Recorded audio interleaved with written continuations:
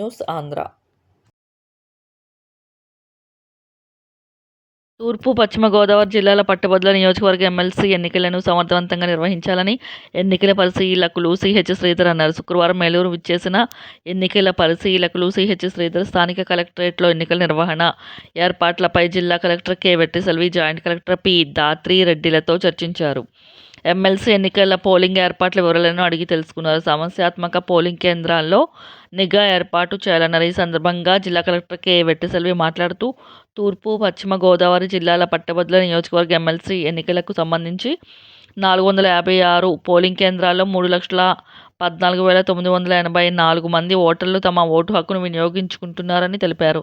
వీరిలో 1,81,347 మంది పురుషులు, 1,31,618 మంది మహిళలు, 19 మంది ట్రాన్స్జెండర్స్ ఉన్నారన్నారు. ఏలూరు జిల్లాలో 66 పోలింగ్ కేంద్రాల్లో 42,282 మంది తమ ఓటు హక్కును వినియోగించుకునేందుకు అన్ని ఏర్పాట్లు చేస్తున్నామన్నారు.